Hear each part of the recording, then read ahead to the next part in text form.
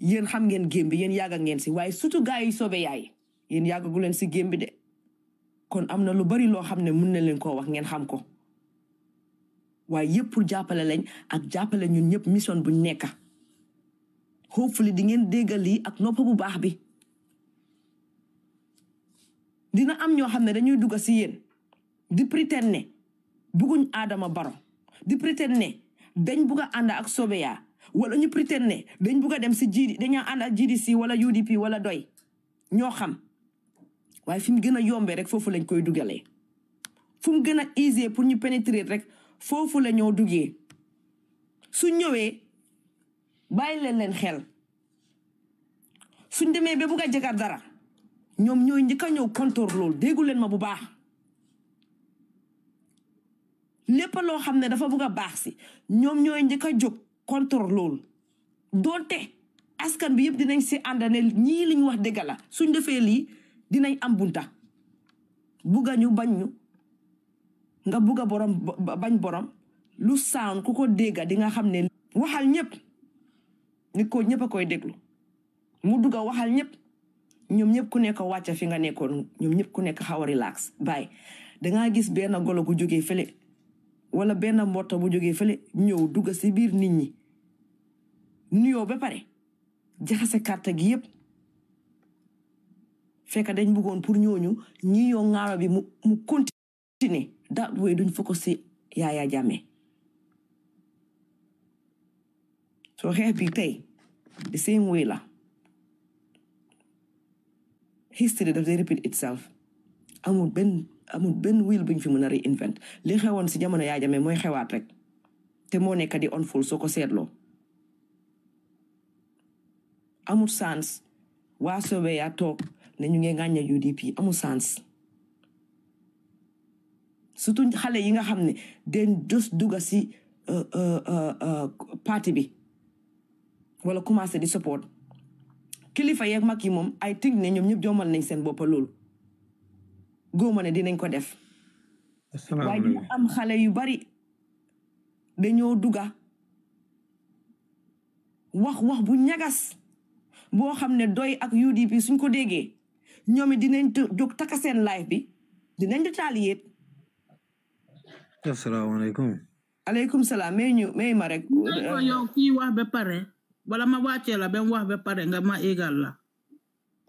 yeah thank you Hadi because dangaa toog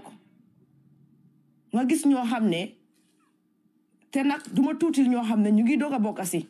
déedéet parce que ku nekk dafa am lu nekk boo koy def fu muy dooree kenn tëbul rek xam lépp mun lépp def lépp déedéet dafa lu nekk dafa am doorin waaye nu mu amee doorin noonu la amee ay sarta rafetut nga gis gars yi Sobeya yi ñu toog parce que dama foogoon ne part bi passé nañ ko ba pare depuis last year tëjoon nañ chapter boobu noonu balaa at bi doon jeex waaye chapter bi dañ ko bëgg a ubbi waat ndekete dangaa toog nga gis gars yi Sobeya yi ñu wax ne yónnee nañ ñu live tey si suba live boobu lañ njëkk a yónnee den ñu yónnee ñu bu UDP bi ma dugga naa si live fi UDP bi ma wax ak ñoom di Pacaako nga toog nga dégg ñu ne waaw ñii dañ màgget ñi yàgga nañ fi ñaata at ñetti naka 30 years ñi am nañ fi ay 20 years kon nañ jox ñi ñëw ees ñoom ñu dem wax boobu dafa ñaaw parce que ñu fi am 20 years ñu fi am 30 years ñoo ñu génneel dictatorship de suñu waxantee dëgga ñoo ko génnee de they paid the ultimate price some of them and some of their members so foog ñu jox ñooñu cër boobu te su fekkee ne yéen li ñoo oote ñun ñëpp mu ngi si ñun pour ñu nekk benn dafa am wax yoo xam ne soo ko waxee dafa yàq li nga xam ne moom lañ bugg a liggéey dëgga la su dëgga jotee nag foog ñu waxante dëgga waaye surtout yéen opposition party yi yéen seen waxante dëgga yéen banta bu gàtta ngeen amee parce que ku nekk boo buggee wax sa morom dëgga yow am nga lu la mut saako kees mu ngi toog sa kanam loo war a lijjanti si opposition yi parti supporters yi keñ Sobeya suñu waxee loolu UDP ñoom tamit ñu jógee fële ñoom it ñu tontu dégg naa seen tontu bi parce que dañ lay wax ne leen yéen da ngeen yàgga da ngeen màgget ba pare seen opposition party ñoo fi nekk seen leaders yi muy UDP wala doy gars yi ñu fi nekk ay at mënuñoo isi benn change kon nañ dem toog ñu abal ñu jiital Essa gars yi UDP jóg ñoom it ñu attaque fan ngeen nekkoon ba ñuy xeex bi di génne Yaya Jammeh xam nga loolu rafetut loolu gars yi Adama Barrow yi ñu nekk di gagné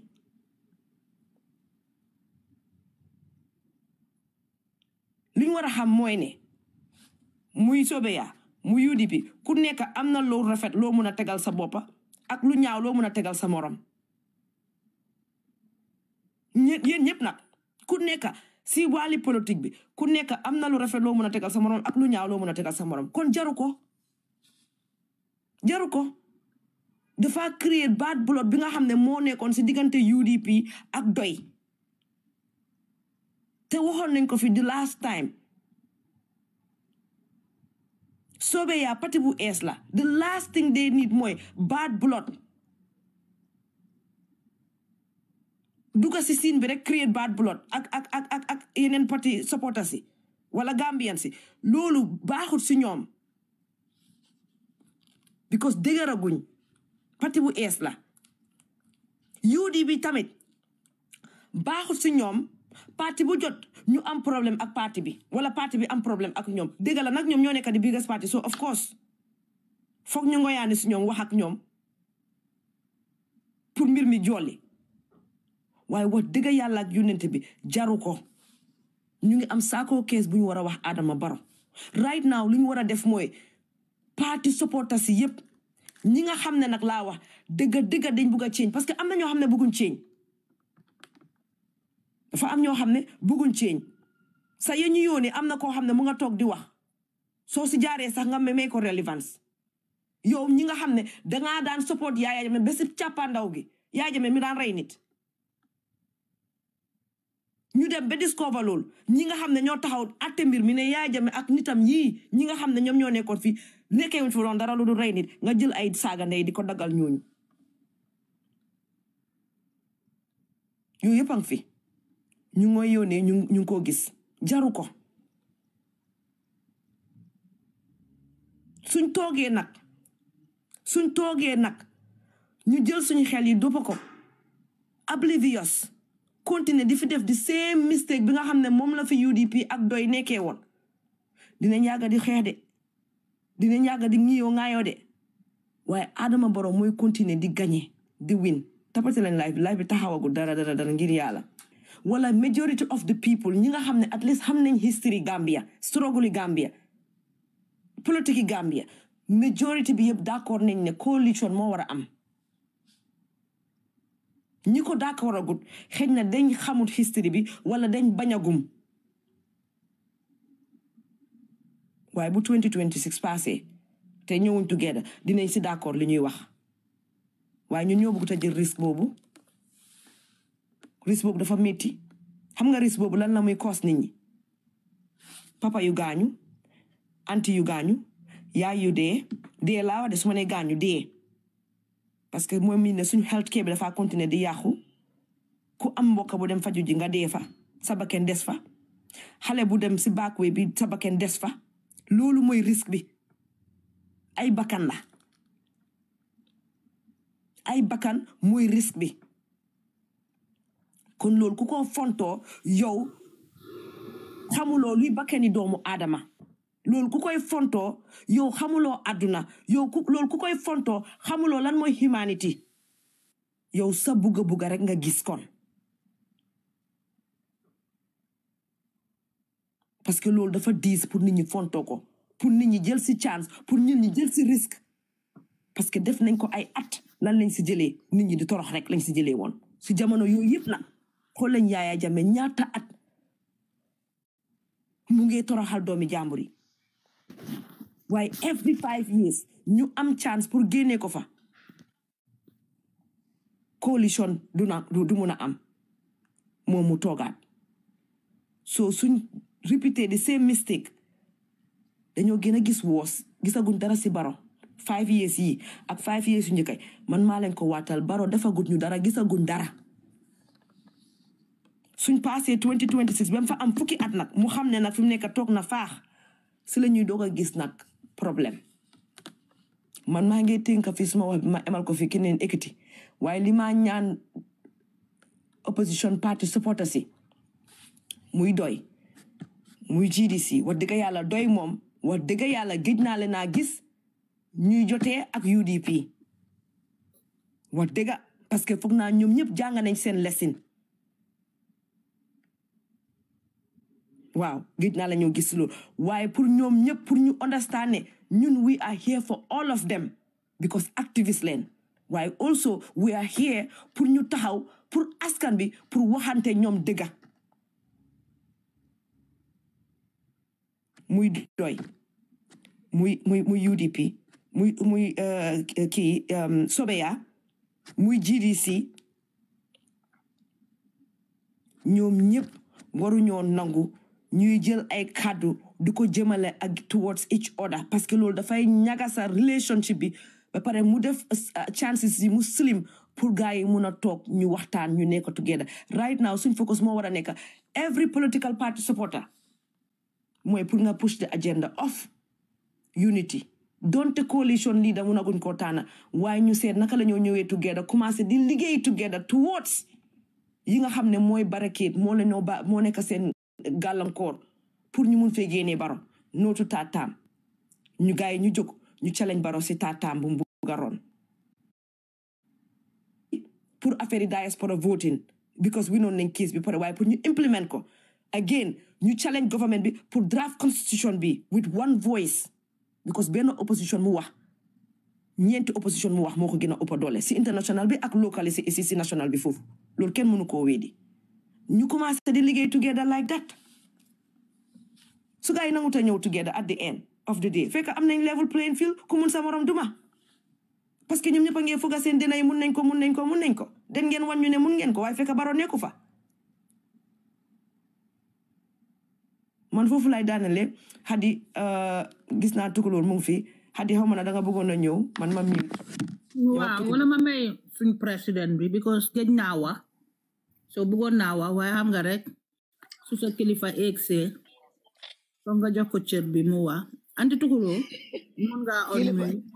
kilifa boo xam ne danga ko xasbel sa xol sedda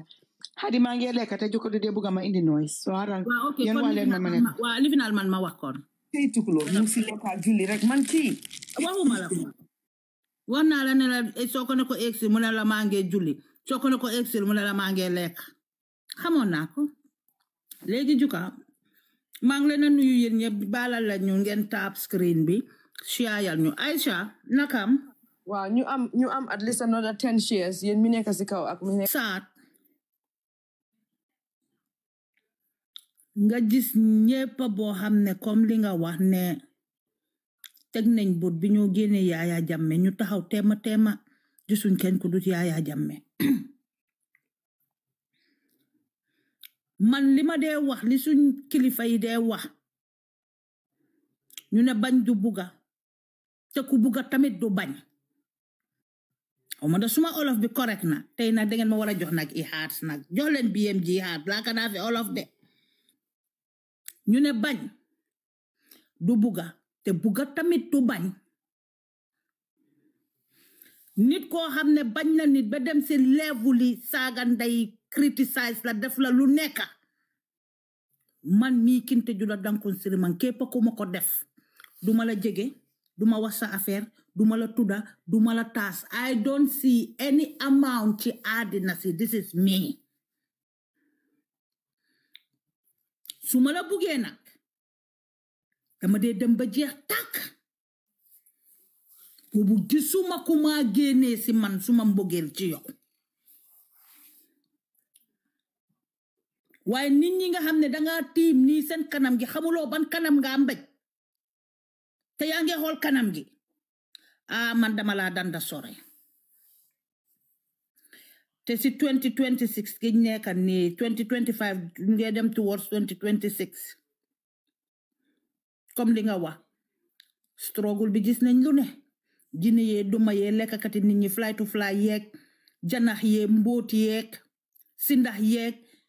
jaan yeeg tondoxo yeeg dirimoo yeeg ganaar yeeg xar yeeg mbaam yi lu ne lañ gis moo tax ñun kenn mënut ñoo yóbbuwaale moo tax ñuy wax ne BMG dañ naxari deret du naxari deret de dafa am yuñ gis yuñ teg bot moo tax ñun suñ integrity duñ ko dee maslaa with nobody suñ gom-gom duñ ko maslaa yee kenn because jaan yu green yooyu dee nekk ci ñax yooyu nga ñëw teg ci sa tànka ñu maatala nga dee yu poisonous yooyu dafa bari suñ biir moo tax ngeen amee BMG ñun dañ xaat waaw ñun dañ xaat waaye soo leen ñëwoon laaj ñu lu tax yéen ngeen mel nii amuñ masla ñun amuñ masla moo tax amuñ masla ya kenn because xam nañ ne am na nit ñoo xam ne dañ laa jege pour ñëw destroy la dañ laa jege pour ñëw yàqala comme ni Juka wax naka la nit di ñëwee yow di la jege xale bi nekkoon Gambie sa Juka jaala na kooku koo xam ne dafa call radio bi di leen jox information te moom tamit dañ ko plan ci mel ni moom tamit si struggle bi la bokka ba Juka moo ko traité ba saa si yàlla tey Juka tegut koo xale boobu leen but guddi bi mu ko traité jël bi mu ko traité mu mislead leen déggu leen ñu de moo tax su ma gisee ñu bari dee wax nii si TikTok bi it is good nga am because ko am political party foog nga jaay sa party leader waaye am na bukki yu sangoo dari béy yu nekk ci seen biir de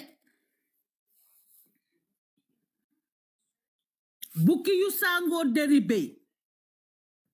ñu ngi seen biir sulu saajil ma ñu ngi seen biir be very careful be very careful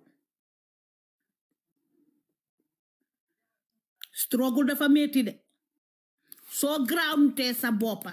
soo ne yow ku nekk da nga bëgg mu bokk ci sa parti bi mu nekk sa mouthpiece di nga isi musiba ci sa parti yow musiba moom nga dugal ci sa parti bi ñuy ngeen a disagree doo leen mun a xam te doo leen xam lu tax ngeen a disagree yéen soo leen ground ne ñoom ñu folee feneen ñu biisi la ñoo wax de baax na yéen tamit ñu biisi ngeen dugal yéen tamit ci politique because Gambia ñépp a ko moom loolu crédit boobu dinañ leen ko jox it's very good ngeen door di wax because ëllëg sa doom wala anybody ci sa family di nga ne amoon naa political party boo xam ne 247 maa ngi ci TikTok bi time boobu ñun TikTok lañ am seet na sa doom yi wala sa sët yi am beneen li fi na génn social media ñun TikTok fa lañ daan nekk di fa fanaan suba ba janta so it is very good yéen ñëpp ngeen engage boobu crédit boobu dinañ leen ko jox waaye sulu saajil maa yi dañ bari seen biir moo tax ñu ne ñun ku ñëw ñu wàccee la ku ñëw ñu dañ naxari deret lu nekk ñun dañ xam naka la game bi dee doxee soo moo tax duñoo masla advice bi nag laa am si yéen bàyyi leen seen xel bu baax a baax a baax a baax a baax a baax ñun BMG duñ nooni kenn BMG duñ nooni kenn dëgg bi suñ ko gisee dañ koo wax fiñ ko war a duuj lañ koo duuj soo lañu ko duujee ñu duuj leen ko waaw niñ leen a screen recordé di leen isil noonu lañ ñu dee screen recordé di ñu isi waaye ñun tamit ñu ngi observe de bàyyi leen nag seen xel bu baax su leen ko nit ñi waxee ngeen foog ne dara lifin nit ñi dañ struggle dañ xam struggle 2016 naka la mel saay ko yee dof yee jinne yi ci bokkoon pour yaaxa pour bum am loolu history is repeating itself li juka wax ñun nag duñ leen ne leen diw la wala sàmba la wala demba ñun ñëpp ñoo fi nekkoon ci struggle bi te xamante nañ te ña yéen youth si xale yi eeg si nii time boobu leen magangu leen ba engage what was going on in Gambia xamangu leen ko waaye baax na ni ngeen engage nii seen boppa yéen beneen génération buy ñëw gis nga ñun ni ñoo def nii yéen yenay ñëwaat di eeda ñooñu naa leen ñun nii lañ doon defee de waaye bàyyi leen seen xel is good ngeen a wax we have nothing against that very good ngeen engage si seen dëkka very good ngeen am political party very good ngeen am ki ngeen a support lu baax la waaye be very very very very careful sulu saajil maa yi dañ bari de boobu advice la ñu tegangum boobu démba ñu ngi doon waxtaan si yëfi naka la Gambia di demee kanam am na ñu agree am na ñoo xam ne ñu asalaamaaleykum wa rahmatulah Kalif bala mama Kalif yow dégg nga fi di naka bala mama wax rek after nga muy dal balal ma bila ta okay am problème okay jërëjëf am na ñu xëy bugg a jël suuf bugg a koo def ci cere bi no you guys are playing with fire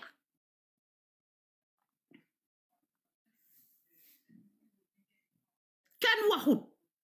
ne dañ bugg a coalition na leer waxuñ ko dañ ne they need to have a team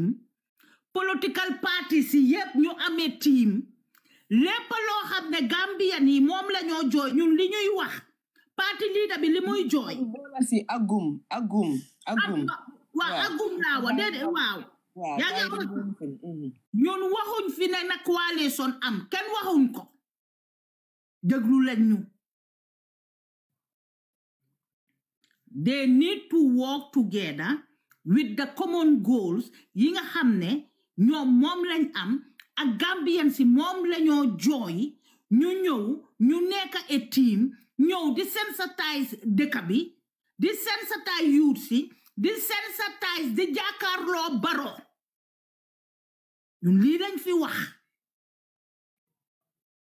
kenn waxul ne nañ jiital di wala coalition wala whatsoever kenn waxu ko fi na wax bi leer wax nañ coalition pour loolu mu leer wax nañ coalition waaye dañ ne loolu xëy na jotagut because pour gars yi ñu tànn ki la ñoo lead waaye for now they need to come together to start working together comme li nga wax rek laay diggadal de waaye because xam naa ne nekkul ñëpp a am déggin moo tax may leeral foofu agum waxuñ ne ñu def coalition right now ba nga xam ne dañ war a taxaw si table naan kii mooy jiite kële mooy jiite because loolu is a difference for them waaye seen similarity si di nga xam ne moom lañ bokka ñoom ñëpp mu nekk loo xam ne moo nekk seen diggante ñu gëm ko ñoomi neen ñu taxaw ñu xeex ko again mooy li nga wax waaye pour yokka si leneen rek pour mu leer because suñ nit yi nekkul ñëpp a am dégga bi xadi aw ma na xam nga fi ma waxee waaw moo tax nag may ko repeat du ñëpp a dem moo tax may ko repeat so juka leeral na man leeral naa soo leen a waxati BMG mu ngi fi nekku fi pour parti nekku fi pour kenn benn peppi nit du UDP du Essa Faal du PDOIS du Mama Kandeh nekkaluñ fi kenn gis nga li opposition political leaders di ngañi seen boppa di rey pour jiiti dëkk boobu gis Gambia ñun moom lañ gis déggu la ñu de seen political leaders li ñoo taxaw ne ñoom mun nañoo yóbbu Gambia ñoom ñu ne Gambia leen gis ñun tam moom lañ gis ñun gisuñ parti gisuñ képp koo xam ne comme ni ngeen ko dee waxee the prime creator kim na dina fa toog su fa ne kii moo fa toog si ngeen a génn ci BMG si ngeen a xam doole BMG si ngeen a wax ne ndeke ñiy wéruñ dinañ ko support ba sa en bam jeex tak yen sori génn si ak ñiy support sax yen doo leen waxati déggu leen ñu de so put respect si BMG in our names 100 people yi respect lañ ñu respect lañ ñu fii ñu ñoo fi door di làkka different languages di ko partager ci àddina bi léegi defatuñ ko alhamdulillahi rabbil alamin ñun waxatuñ defatuñ vidéo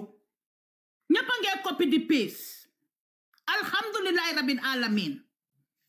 loolu ñun ñoo ko fi génnee di làkka different làkka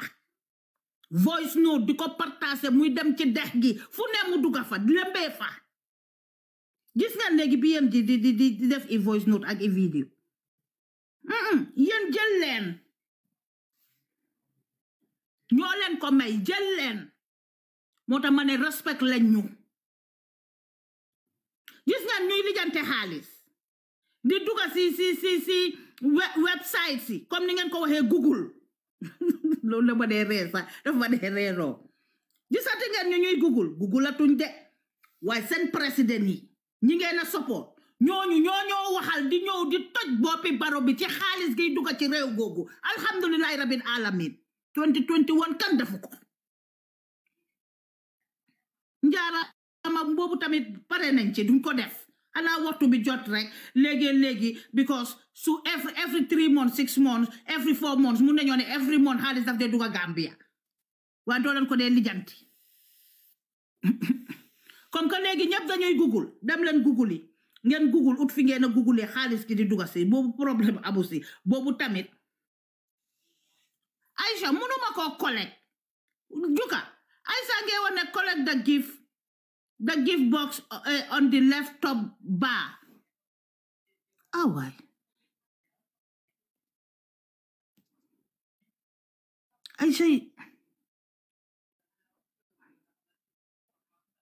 Aisha xaara waxal juka xam nga juka bi ñoo defar computer yi moom moo defar XP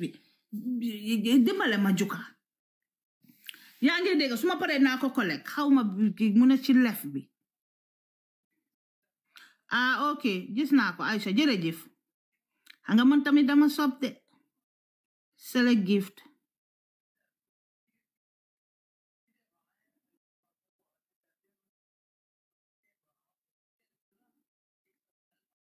confirm non Aisha yow tamit Aisha ding ma liggéey loo nii man fa naa ne Aisha collect naa ko de ndax di xawma fa naa collect naa ko suma raka ji tamit ñoo fi daan Google ñu ñoo taga di ñu may gift di ñu jaaraama time boobu kenn taxawangut kenn waxangut léegi boobu tam may nañ leen ko Google leen ngeen xam xaalis bi dugga ci dëkk bi ñoo fi taxaw BMG barokum tiyep any political party faalewuñ yow fan nga bokka BMG ñooy ñëw xeexal la bañ la ba waxa ben ndox yi ñoo naan sax suñ ndoxi pompe yi sax dafa jee BMG ya ko fi def alhamdulillahi rabbil alamin lépp luñ def dañ ko defal suñ réew mi lépp luñ wax dañ ko waxal suñ réew mi nit ki mun nga koo bañ waaye lim def bàyyee ko bul ñëw di ko put down bul ñëw buga nit ñi bañ ko déedéet man tey ku fi def xale yi jóg nii comme ni ma leen de léegi time boobu dama daan duga ma ne leen yéen ñu ees ngeen yuuxu leen ñun yuuxu nañ ba soona seen toon la it's like pour wax leen ne leen yéen tamit jóg leen dama leen jox crédit boobu dañ war a wax Gambie si Gambie lañ bokka seen wàlla la pour ñu jóg ñaxtu di li nga xam ne moo leen metti ñëw di sensitise ñeneen kenn stoput leen te man maa juka ak anti tukuloo dañ dee toog di wax ne xale yi jóg léegi yi wax ci politique time yi Yaya Jammeh amutoon waaye xale yi ñëpp a ngee jóg di wax sant yàlla ba mu bari soo ñu nit li nga xam ne ñoo ko moom di ngeen ñu ko bàyyee bàyyi and force nag ñoo ko moom bàyyi and force ñaanuñ kenn taranga xëccoowuñ koo kenn ñoo ko moom wax ji ñu yàlla may ñi ñuy wax i kilifa di ñu déglu i mag di ñu déglu ñuy ñoo ñaax nañu fi ngeen teg seen tànka dëkk la doo leen ko mun a génnee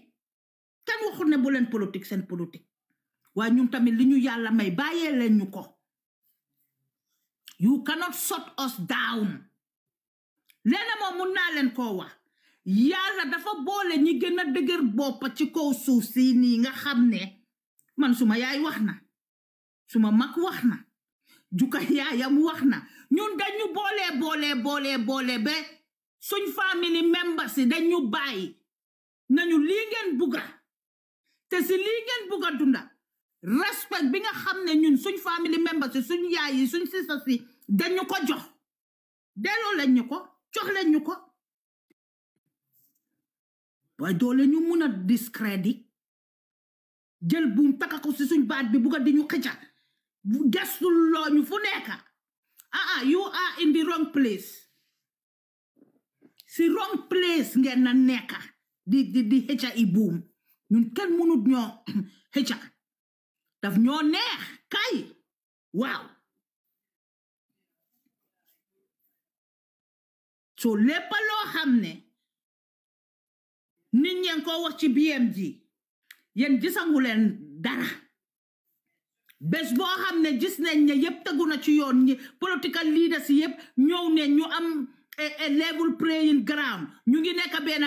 kaddu di dóor Barrow yéen supporters yi ngeen concentré si Barrow yéen ñëpp ngeen bàyyi di wax di kii saani fii kaddu fii saani kaddu kii kaddu su leen neexee tëj leen seen plateforme bi ngeen ñëw BMG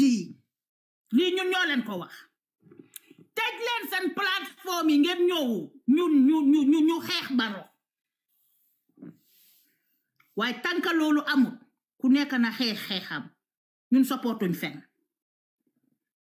leaders yi su ñëwee amee team wan ñu ne nu dëgga dañ bugg a ñu work together toog di def press conference wala whatsoever yi maa ko wax maa ko announce tey tëj leen seen plateforme yi ngeen ñëw BMG ngeen xam ne ñun ñoo campagne rek wax rek yàlla daf ñu ko jox man nga xam ne kañaleng laa te du xam ngeen li kañaleng juka kañaleng la anti tukulóor kañaleng la man kañaleng la kon ngeen xam ne ñoo mun a wax pour askan gi dégg ñu waaye ba booba soo leen bàyyiwutee kii saani kaadu fële kale saani kaadu fële suñ political leaders yi ñëpp a ngee wax ne bugguñ kenn ku saaga kenn ku nekk di ŋaaña noo wan waaye ba tey dégluwu leen seen political leaders yi de man suma political leader su ma ne ma bugguma nga saaga man nga support bugguma nga wax beneen political party dara concentré dal si man nga jaay suma agenda man laa wax de man mu mun a wax mii dinaa jaay suma leader bi ba àddina bi su boobaa dañoo wax ne ana kii nag dafa bëgg a enu leader am bi def ko ci boppam waaye soo leen ñëwee ne UDP su ñëwee ne Sobeya su taalee seen live yi ne UDP su taalee live am bi ne Sobeya mel ni yéen amuleen common goal boo xam ne Adama Barrow mi ŋaang wona na Gambia yëpp fi nekk ni dafa fat ndesit gi lay bugg a wona moo tax mu ŋaang mun a tuta wona dara dama foogoon ne common goal boobu la Gambia yëpp am waaye xaw ma woon ne yéen da ngeen am common goal di saani wante i kaadu man xaw ma woon loolu ŋaankat gi lekka Gambia ba suur fi mu nekk nii dafa fat xool leen nataalam bi dafa fat ñun ci kooku lañ war a eewu suba ba janta so di naan di añ di ndekki di reer ci kaw kii bam ñu abal waaye man xawma woon ne waa Sobeya ñoom seen common goal mooy ñëw wax ci UDP xëy wax ci Sobeya xawma woon loolu ok kon ñun amuñ problème Gambia so kon Adama Barrow ñun du suñ problème continuer leen ngeen xool ba 2026 Barrow ngi toog di dajale coalition Barrow ngi toog gaayam yi démba dañoo si suñ live bi di ñu seetaan bi ñoo wax noonu Barrow ngee toog mu ngee déglu political party si ak ñun miy wax ci internet gi Barrow ngee defar boppam ñu toog rek di ŋaañante kañ lañoo eewu kañ lañoo am common goal boo xam ne ŋànkat gi ni yuutkat gi tojkati gerte bi nga xam ne dafa jël gerte li suma maam yi daan def ko ci mbubaam bi nii omba ko di ko toj comme niñ ko dee suma maam yi niñ ko daan tojee taj mu yëy jël lifin bi teg ko ci palaat dañuy omba gerte di ko taji man dama fogoon ne common goal googu lañ am kii di lekk suñ xaalis gi kii ne su génnee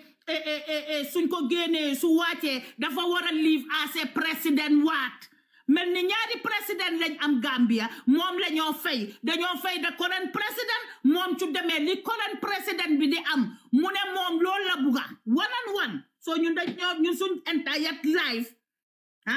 every 2 terms dañoo am président ñun boo xam ne yow liñ doon dugga State House loolu lañ la war a jox yéen fooguma ne yéen xam ngeen coono bi nekk Gambia ak Barrow li moo plan ak Barrow lan la sas doomi Gambian yi fooguma ne Sobeya xam na ko fooguma ne UDP ñoom ñoo ko gën a xam because ñoom yàgg nañ ci struggle bi te bi 19 xooxaaxoo ñoom ñoo gën a xam struggle bi xam nañ ko te always ñun suñ dee wax dañ leen dee wax ne leen bii da bigga passing waaye tamit bii da bigga passing ku xëy wax ci yéen oncle Ousseynou dafa màgget ñale ne leen fan la Essa Faal nekkoon bi ñoo struggle bi ñoo rey suñ NBA baalal ma nga muyit yéen ngeen a saani wante kaadu lekkakati nit bii nii toog comfortable duma leen bàyyi yéen yellow fever yéen xam ngeen ma yellow fever yéen moom xam ngeen ma yéen kenn xamuma waaye yéen duma leen baax man maa leen a aju taa yi nag ñu ngi juboo waaye maa ngi leen aju yaa nga understand waaye yéen a war a toog seet seen boppa ndax woot na ngeen a saani wante kaadu concentrate leen si Barrow yéen seen political leaders yi nii du doy du PDOIS du UDP du Mama Kande kenn taxawut am na kuy def noise kenn taxawut ngeen dégg ko ñuy ŋaañante kenn taxawut ñuy ŋaañante ku ñëw interview wala nga am sa time in the moment of ci internet radio yii nii yow yaa ngi jublu ci Barrow kenn ataagantewuñ waaye ngeen toog sulu saajil maa yii nii wolf in sheep cloth yi ñëw di jaxase seen xel yi nga xam ne dañoo ñëw narcissistes yu bon yii nii ñëw cuxaleen rek yéen tamit ngeen jël waaw duga na fale waaw déedéet yàlla dafa may nit pour nga calculer nga am xel moo tax suñ plateforme bii nii soo waxee ñu ne la soo fa demee rek gars yi dañ la dee attaque lu tax ñuy wax loolu because ñun duñ leen may ngeen ñëw li soosey di wax ngeen a kaja fi beneen political party ñun dañ ñëw pour political party si yëpp nekka benn seef ñu lii moo tax BMD jóg Barrow must go ñun dañ ñëw fii nii fii ku fi ñëwut waxuloo waxi Barrow duñ alaaw nga wax fi waxi beneen political leader nga ñëw di ko kaja fi wala di wax ci kooku si saa si ñu wàccee la man moom maa ci gaaw man balaa ngaa wax di nga ma drop naa la man Kinte Judo Dankun Sirima man duma dee jël yooyu aw ma jot bi aw ma énergie bi man suma énergie dama ko focus si Barrow soo kenn du ñëw man vampire yu doma yooyu leen ñëw di naaca di sok suma blood bi suma énergie bi ma jot a am man ma may la ko man aw ma patient boobu si saa si ma drop la man Barrow laa focus te ñun ñëpp dañu war a focus si Barrow Barrow mooy suñ problème Barrow moo ñu teg coono bi ñun ñëpp dañuy wax ba borset du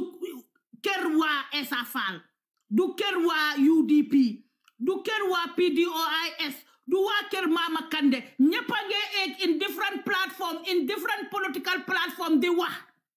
benn nit boobu mooy Adama Barrow moo ñu teg coono gii nii so su la benn nit tegee coono ñun ñëpp ñuy eggante si plateforme di wax li nekk ci dëkk bi foog naa ne ci kii ngaang wonax tricota Gambia gii nii bugg a wëccu laay ci kooku leen war a concentré nañ am fulaa fayda si suñ boppa bi ñu bàyyi di nit yi di ñëw dafa am ñenn ñoo xam ne yàlla daf leen may boo xam ne dañoo ñëw jaxase la nga foog ne ci yow la bokk fekk bokkut ci yow mu ngi laa yaaxal bokkut ci yow ku bañ démba du bugg a tey loolu mënut a am suñ maam yee ko doon wax ku bañ démba kooku mënut a bugg a tey waaw waaye ku buggoon démba it du mun a bañ tey ku buggoon démba du mun a bañ tey soo bàyyi leen seen xel bu baax seen wax bi continuer leen ko jaay leen sa agenda jaay leen seen lifin waaye ŋaañante bi ngeen bàyyi ko ñun amuñ time pour ŋaañante ñun ki war a ŋaaña ki nga xam ne won nañu kooku lañ war a jël naka la ñoo bonee biiram gu rëy googu leen muy dox mel ni jeeg bu ndaw xam nga danga am jeeg numéro 1 nga am numéro 2 ah moom jeeg number 10 la suy dox di tempi biiram bu rëy boobu leen def lu ko neex di doxee nu ko saf mooy kii lekk suñ xaalis gi luñ ko jox baaxut lu moo liggéey ci dëkk boobu baaxut lopitaan yi nit ñengee dee éducation sax ñun su yéen xale yi jóg nii di wax sax si politique ndax yéen seen next generation dinañ éduquer seen boppa da ngeen di toog di xalaat loolu yéen seen next generation ndax ñooñu ñi nekk Gambia ndax ñooñu dinañ am pour mun a éduquer seen boppa soo leen fa bàyyee kii ngaang nii moo tax we should work together ñun ñëpp a war a jóg taxaw tempi jaakaaroo di wax ci Barrow ñun duñ wax kenn li nga def ci sa plateforme bi de advice nag lañ leen a jox waaye focus leen ci Barrow ak seeni agenda man soo gisee duma egg plateforme yi yépp dama dem ba riit yépp man suma wax neexut xooluma boti nit waaw moo tax duma egg plateforme Barrow saay lu ma buggee wax Barrow mos googi laay ñëw taal wax li ma wax gii bii ñun ñoo ko ubbi ñoo ko moom ñoo ko saayin suñ signature la ak suñ dey darat ñoo ko moom moo tax duma egg plateforme because mun naa ñëw fekk yaa ngee wax dëgga nit di si boppam te yaa tooñ borom yaa egg si seen plateforme yi moo tax dama dee oytu di egg plateforme duma comment duma egg because ñun liñ xam si struggle bi dafa bari féeg bi dafa bari nit ki déglu li nit ñi di wax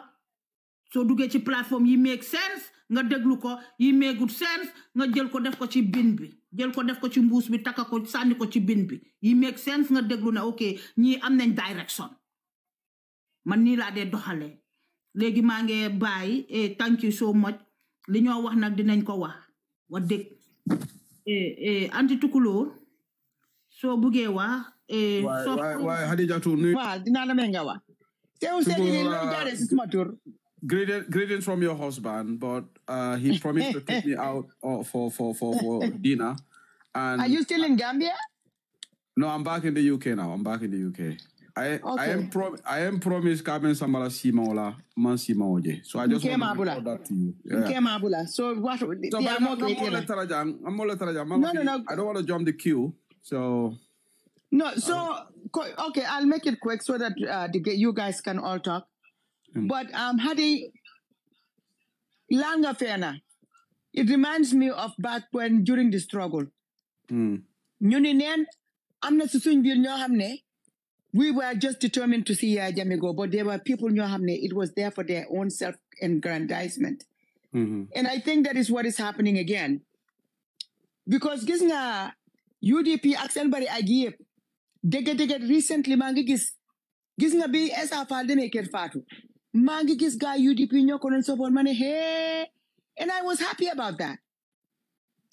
Because I think why UDP sa gis nañ you know what esa teman so dama ko esa mako manako dama toka Mr. Dabo ak Mama Kandi manako yen ñeta ci platform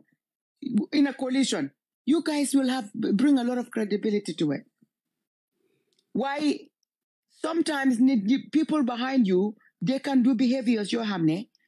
dinata because Esa Nimo Esa is different. Esa is really lately talking about naka la ñoo def pour ñu nekk benn and stuff like that. Waaye su fekkee ne ñi ko toppa ku ci xamul politique nga jóg ne yaa ngi def ay yenn def den di nga doo gaañ kenn gannaaw Esa because ñun ñu nekk si plateforme bi yëpp di wax ñun ñu ngi toog suñu neexee mun nañoo toog si suñu ulala yéen la ñoo dimbale te yéen mi toog ngeen ne da ngeen bugg a place ak nguur yéen a war a seet ne génnu leen kenn saka yéen mi nga xam ne tey ngeen ñëw te there is one thing I used to say man dama daan wax ne nañ def coalition and I also used to say an independent coalition but now I'm saying you know what nañ waxante dëgg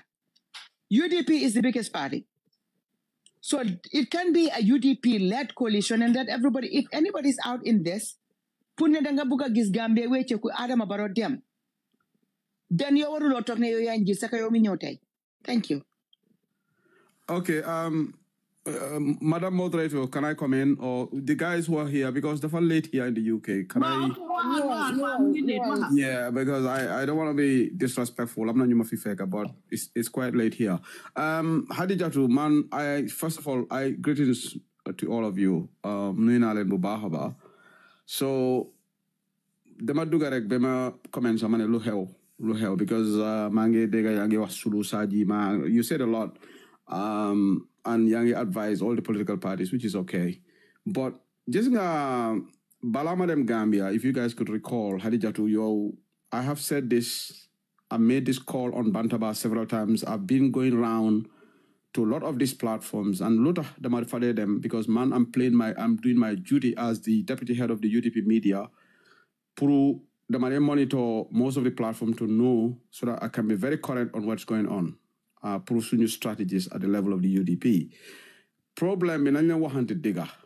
Hamga dega kuneka. Let's be real, let's be honest. It's okay. I feel dekala. All parties will be there, but new parties will also come, new movements will come because there is no timeline to say when somebody should join a political movement to seek for presidency. We all have right to do it. Because we are all citizens. Why, if you come into the arena the struggle was real. You know what happened in the struggle. The Gambia Youth and Women Forum, we were at some point, you realize our goal should be to try to go against Jammeh. We learned our lessons, understand? So if you come into this situation right now, this problem, you come into the arena and you want to get the momentum and you think the way to do it is to bulldoze UDP out and not the leadership, but the militants, okay? Coalition they have failed Gambia. They started making those rhetoric. Wow, UDP, they had the opportunity to change the laws. They did not do it. You think that's the way you will get support. It may work for you in some quarters, but it may also backfire. Because politics, sometimes some statements that you think, you will get you can convince some people, But other people will also look into the scenarios and say, okay, hold on a minute. Yange wax ne ñi de perform badly, but bu metti won, they were there. And those are the people that you will lose. Because some people will question, Kisa fan la nekon. Lolu mo de indi topic bobo nonu. Ñun we didn't start going against anybody. Because when let me tell you, when Sobea came into this scene, man personally, go and ask our UDP media team. And I spoke to the guys. I spoke to the UDP guys. I said, man, I don't want anybody to go against SFR. Because I think, man, personally, Esa did a fantastic job at the TRRC, and I've always said it on Bantaba, and I've always been a big fan of SFR. Okay? Even time Bobo guy APRC, then go and criticize TRRC, but I was always supporting him to say he did a good job. So when he came, some people are listening, they can bear with witness. I've said it on Bantaba. Man, Buguma just UDP supporter, they go against any opposition. And I'm very happy that Alhaji Ousainou Darboe repeated the same thing at our Congress, this December Congress. He said it there in front of the delegates. Bugura just any UDP member go against another opposition leader. Mune Barrow should be our focus. And I'm very happy the party leader amplified that message. While Bala party leader, I said it here. I said it on the platform. So, and Wahuma, everybody listen, because our militants, they are so masala barenan. Maybe you can have 1 or 2 people going to the platform to work. But for Aferbi Dore, Hadija Tukinde, when people come and try to bulldoze us out, you think you can bulldoze us out by talking negatively about us, Pabi Defa Marget, Kisa, constitutionally allowed go. This rhetoric more in the debate, see. And it went to the point UDP, some militants could not. Monday told me, say, we shouldn't go against these people. Why anytime in Thales and Live, they will talk about UDP. And that's why, Mansuma Bopa, I took it upon myself to join their lives program. Okay? So this is why I started joining some of these platforms. But it is going on abated. It has reduced drastically. To be fair, it has never one in a bubahaba. I'm on a time every day, Darboe this, UDP this, as if we are the ruling government. Some people will put that program, they will not even talk about the corruption in Gambia. Fisheries Ministry, Lakana. Nobody's talking about it. Fabakary Tombong Jatta mu ngi nii di def njuuj njaaj doomam bi nepotism di ko appoint fu nekk. Watch on Gambia, they always publicize this thing. These programs will not focus on that. 3/4 of the program is focusing on Alhaji Ousainou Darboe, UDP, wow, Momo waxoon fii ku bugg a yóbbu Darboe Court. And some of these people, in a myopic way, I'm not being disrespectful, think that a party well grounded at UDP, you can come fly by night and try to make UDP lose 50 or 100,000 people at a go. You are daydreaming. Let me tell you, in Gambian politics, there are some people, no matter what you say about Alhaji Ousainou Darboe, they will always vote for him. Just like there are some people, no matter what you say about Honorable Halifa Sallah, they will vote for him. These are the loyal supporters. Nothing moves them. They will always be there. There are some people, no matter what you say about Barrow, they will be for Barrow. And these people don't understand. Coming online, diwa lulu. So you're making the wrong move. And we said to these people, violence and agenda and emphasis. While some of them come under the pretext, we are all clever. We are all intelligent people. To this politics, you're gonna struggle. We can read between the lines. You come and say, I'm selling my agenda. Daha gana rwasa sohla. Lola all of dewa. You are pretending to be guiding your agenda, but the undertones, we all hear it, is trying to make people saying, wow, Nunekon Gambia, for all these years, they have failed the people. In fact, all these people who are in the coalition, what in your lead coalition be? Technically, you are saying the UDP, no member of the UDP should lead the coalition. No member of PDIS should lead the coalition. Maybe GDC. Don't contact nga ñu affaire Mama Kandeh. Why GDC ñom dañ bañona bokk ci coalition bi. Yeah, UDC dañ bokk, but right now, no, that was then. And Duka, let me tell you one thing. Sen ñaka bokk bobo nonu. It was a blessing in disguise for us. Let me tell you, if Mama Kandeh did not stand alone, probably we would not have won the election, the coalition. Mama Kandeh was the game changer. Let's be honest here. The reason why we defeated Jammeh 18,000, because Mama Kandeh was part of Jammeh, Mo branched out, and he took away some of the votes from Jammeh. If Mama Kandeh had not done that, probably Jammeh would have been in power. All right? So sometimes certain things are blessing in disguise. But right now, Mama Kandeh, lumade dega si momoy, Mama Kandeh do they nganyante UDP. Mama Kandeh supporters, I don't hear them say anything negative about UDP. They are just focusing on Jammeh. You're right. Sorry, Barrow. I've actually never seen Mama Candace GDC against UDP. What yala musuma gis lolu. Musuma ko gis, and this is a party that have been structured from 2014. GDC supporters, why don't we have this back and forth with GDC supporters? But they came, okay, Kimo is the best candidate. He'll be a good president, blah, blah, blah. Lulu, send civic right. But send discussion is always muddied down the problems of the coalition. Even they went to say the UDP, no control the local government, so you can look at this corruption, this commission. But send discussion, who is doing an amazing job. But they don't talk about Sirifo Sonko. I hardly say how they talk about Sirifo Sonko. You can see the inherent bias. They don't talk about URR, because URR, UDP, Nekufa. I challenge them, and some of them said, well, man, who am I to tell them which council to run? So these discussions have been going on. So we, Nyuntamit, Legi den Fipu, okay? I don't know whether that's the right word, because I told them, let's stop this. If this doesn't stop, this 2025 is going to be tit for tat. Gasta, just like Usman why said. Nga hold off yet? We'll call No. We will. You see, they said it's a threat. It's not a threat. Hamnane is not a threat. You are standing up for yourself to defend yourself, and I would do the same thing. Yeah. But the Malanyan, ñun dañ taal life bi tey because I don't know. I don't think the young film bi ma starté dégg nga xadi lim wax waaye ñu ngi laa ñaan ba tey yéen ngeen hold off yéen UDP ngeen hold off because tey dama njëkk a dugga si life yi kii bi naka tuddaat balaa ñoo ñu fi dama dugga si life yi Dipa Chaco wax naa foofu noonu and I said literally the same thing ne ñu def nanka ñu xaar pour ñu moytu pour ñu jamante bi because Barrow mooy suñ problème but before loolu dañ ma yónnee ñaari live bi ñu ma njëkk a yónnee mooy live boo xam ne gars yi sobe yaay ñoo fa nekkoon ok ñu dog ko ñu yónnee ma gis ne lu ñu doon wax it wasn't nice at all and these are some of these people that were saying these things xaameewu ma leen si nit ñi comme like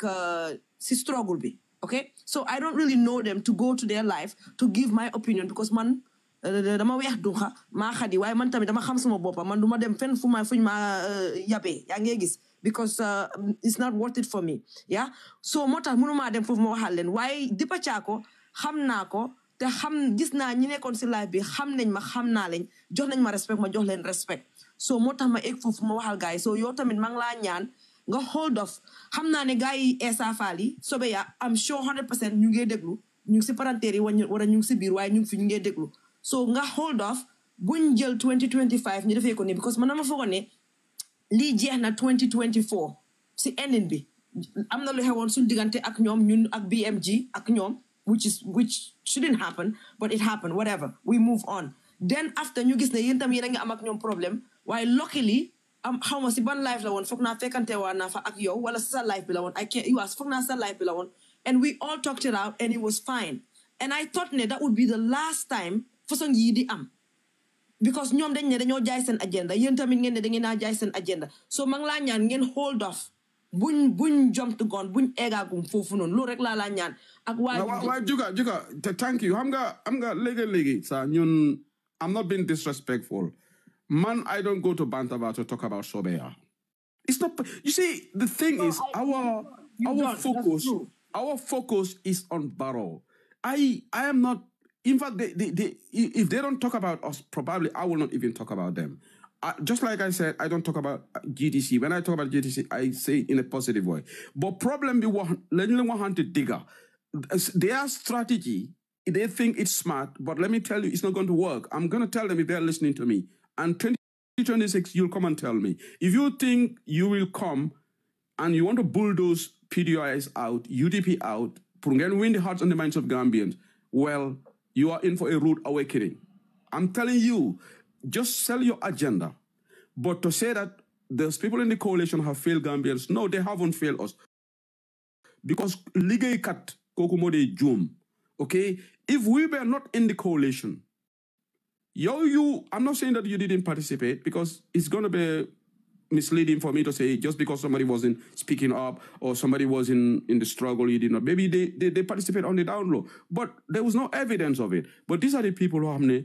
they went down the trenches. Some some of them nañ kaso. So why that's not the benchmark. But I always said Nelson Madiba Mandela fought for South Africa when it was tough. Mandela was not a bystander. And he fought, he went to prison. UDP, yes, you can say all negative things about us. We made mistakes, yes. I'm not going to be dishonest to say here that UDP did not make mistakes in the coalition. But who is perfect? Probably if they were also part of the coalition, probably they would have made mistakes, but because they were not part of it. So you cannot come and say, we shouldn't be trusted because we did this, so you are the one who should be trusted. How can I trust somebody who, when Gambia was bleeding, No. Harama Daniel Firek Juka. This is my personal opinion because when Gambia was yes, we barely heard of you. And Juka, let me tell you something.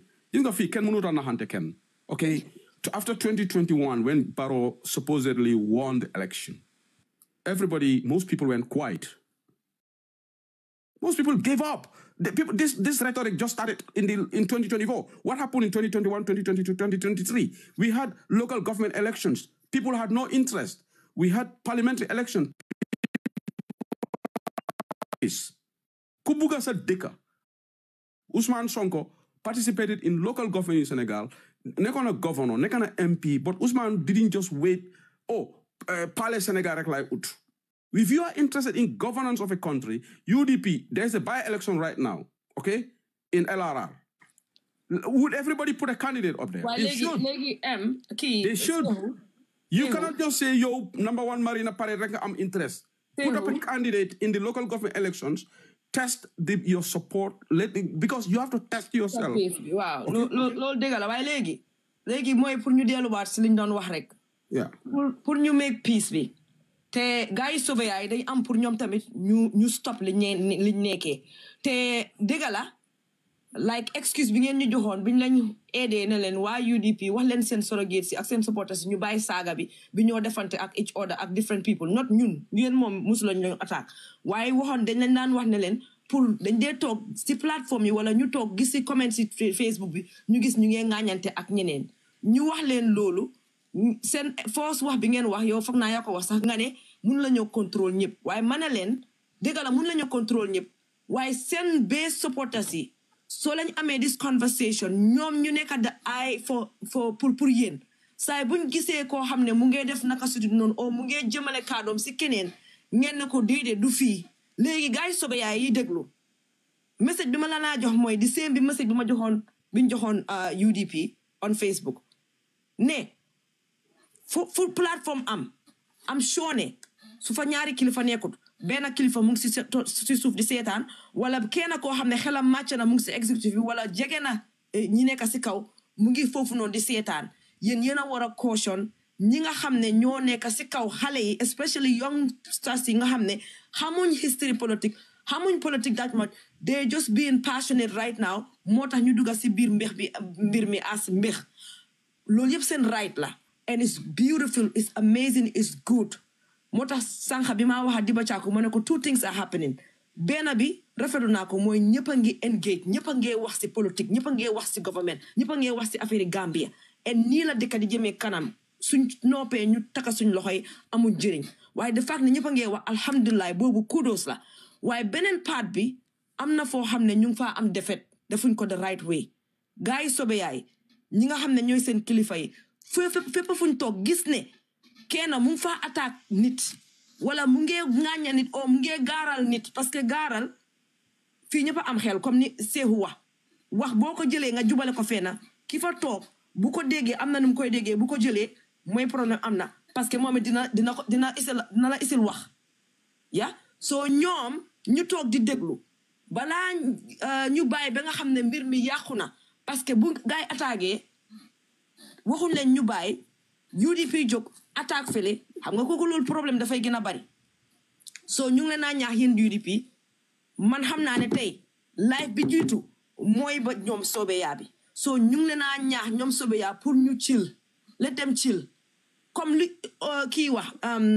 Seehu fii ku nekk dangaa ñëw nga wax yàlla jox la sa wërsëg nga dem waaye kenn mënu fee taxaw nga ne yow dangaa jël wërsëgi nit wala dangaa yaaxa nit pour yow nga mun a barke wala pour yow sa bos taxaw wala pour sa bos mu feeñ loolu is not genuine te soo ko defee lu mu yàgga sa stratégie bi dina crash sa kaw foofu laay waxee ak waa Sobeya nañ bàyyi seen xel si stratégie boobu bu baax a baax parce que njëkkee wuñ ko si yéen su ñun lañ ko njëkkee waa BMG waaye back nañ down because gis nañ ne ñun mënaluñu dara waaye pour ñoom tamit ñu moytu affaire bi mu dem back and forth ak UDP parce que ñun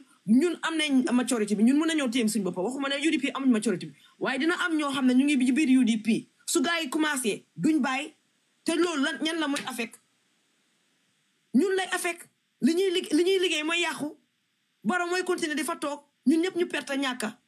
soo maa ngee ñaan gars yi Sobeya yi waaye UDP tam ñu ngi leen naa ñaan pour ngeen am patient ngeen xam ne yéen a jiitu si mbir mi yéen a gën a yàgga si mbir mi yéen war ngeen a mun a am patient bu gars yi jógee di leen ŋàñña bu leen topp rek retalier comme yow ni nga amee woon patient ba wax a gars yi pour ñu continuer loolu buñ ko jaxasee suñ ko jaxasee Juka, let me just make this statement, my violent. Juka, let me say, you see, our militants probably are the ones who are talking, but the UDP, conventional UDP platforms, no one is going live. The dev program, they're going after Sobeya. Because we haven't actually, our platforms, we have about 4 or 5 platforms, okay? It's not only Bantaba. And it's just the supporters who are on TikTok going, engaging these people. But man musuma gis UDP platform, UDP TV media. Why supporters yooyu nag mooy isi problème bi? No, no, no, xam nga ñoom dañu am seen platforms yi. They do these programs. Our UDP TV media, UDP. Waa nga ñoom tam mun nañu wane nekkul seen executive yi or seen main platform yi seen supporters yi la. So yep, okay, whatever. But I think we have been patient for the past 6-7 months. Yeah, we want this thing to stop, and it's not a threat. Again, nobody can threaten anybody. But Juka, we're not going to start this now. We're going to monitor the situation. That sanity did not prevail because we are all going to be losers. Individual opinions. Mais mama wa sewu sedini te yangi def nice am na ko egg si benn platform maa ngi fa woon am baat bu mu wax ma gis la nga dugga nga ne kii du waa UDP because waa UDP duñoo waxa ni duñ waxee ni comme kooku li mu wax bugguma ko repeat yaa ngi understand because kooku bi moo wax man óor na ma óor yàlla ne kooku du UDP dafa ñëwoon a story UDP pour ruube foofu pour coow bi am waaye yàlla def na ne yow egg nga ci plateforme bi nga ne leen kii du UDP xam nga yow munoon ngaa bay baalal leen ma rek maa ngi doon posul booba ba tey moo tax ma noppi ñu ngi report live bi yooyu la Juka di wax ñun we are independent ñun moom su luñ gis dañoo ñëw wax ko waaye yéen mi ngeen xam ne si parti ngeen nekka ba pare seen ñi nga xam ne comme supporter si nekka si TikTok bi ñu ngee baagan fa woot ñun ñooñu dañ de mun a egg si seen plateforme bi comme nit yu ko wax dëggaa neex yàlla dañ ñu jox cër wax dëggaa neex yàlla dañu dee déglu wax dëggaa neex yàlla suñ demee sa léegi ba bugg a wax sa wala jaaxle dañ ñoo kool laaj ñu ñanu sista yéen da ngeen yàgga si lii nii la laaj tu ideas ñu wax leen wax dëggaa neex yàlla suñ leen ñaanee ñun tamit taranga ñu bari dañ ñu ko may waaye li ñoo wax comme yow seewu seddili ñu bari mun naa wax ne 99.9% yu xale li UDP dañ la jox respect dañ la dee déglu bañ nañ ba dee look up to you so ñu ngi laa ñaan ne waxuma ne dangaa forcer nit de because man tey lu ma bëggut mënuloo ma koo bàyyiloo loolu kenn mënu ko waaye nga kippoon di wax a ñoom na leen ñu bàyyi comme ñun Sobeya tamit ku ëpp nag dinañ la advice man dama leen daan advice sax suñ duggee ci plat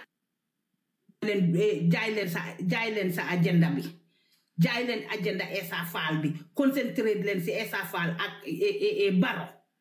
waaye mais bi time boobu understanduñ li ma leen doon wax tey moo jur lii li ma leen daan wax ne leen concentré leen ngeen jaay agenda Essa Faal bi man dugga naa foofu leen nit ñi attaque nañ ma moo tax duggatuma ci benn plateforme yi Sobeya damaa wax suma digga eggatuma si benn plateforme yi Sobeya because foog naa ne man su ma la njëkkee ci néeg su laay demee off man maa laa wax ne la toppal suma gannaaw ñu génn ci bunta bi waaye mais bi gisuñ ko woon léegi mu ngi nii escalade yéen ñaar seen diggante kii su waxee jox kii wax jox kii te at day one lii laa doon bañ ñoom gisuñ ko woon because man xam naa waa UDP xam naa leen suñ ŋànkee duñ dee bàyyi waaye ñu ngi leen a ñaan ngir yàlla comme li nga def tey nga gis nit ku ñëw bu ko jaxase plateforme use UDP nga eeg ne ko kii du UDP ñun tam moom lañ laa ñaan ngir yàlla ak yonenta bi nga continuer ko waa soobee yaana suñ buggee déglu ñun tamit pour ñu advice leen baax na su dee nii lañ bugg a continuer te man xam naa ne Essa Mbye Fall santu benn nit mu attaque UDP PDOIS wala Mama Kandeh wala any political opposition leader man lu ma óor laay wax man lu ma set laay wax naa Essa Fall du benn du ñaar du ñetta santu ko kenn ku nekk na nga wasa diggante yàlla sa taraay bàmmeel santu ko kenn te always daf leen dee wax ne leen jaay leen suma agenda bi jox leen political leaders si seen cër nit ki nag mun ngaa bokk si parti te political leader bi munut laa contrôle loolu gis nañ ko fu ne waaye man li ma dégg Essa Fall wax ak waxaman santut kenn ku attaque kenn santut kenn te ñëpp political party opposition leaders si ñëpp la jox cër te foog naa ne moom ñi ko support toppa ci gannaawam war nañ koo déglu du ma maa piisi nag Essa Fall waaye wax na ma wax ma déglu ko ma wax mu déglu ma so li ma wax dama ko xam santut kenn nag kuy def sa coobare boppa nga ko defee kuy attaque any political leader sa coobare boppa nga ko defee Essa Fall santu ko kenn yow nag du tey Seexu Sedidi yow xam nga depuis 2018 ba up to date léegi 2024 lañ juboo yow xam nga li ma wax UDP li ma daan wax UDP man ragaluma pour wax benn political party digga su ma gisee ngay doxee lu rong dama la koo wax ŋaañal leen ma tay leen ma bindal leen ma saagal leen ma waaye man Gambia laa gis man su ma ŋànkee dara duma ko dee bàyyi baro ba ma ko ŋànkee ending of 2017 18 ba tey wàccuma ko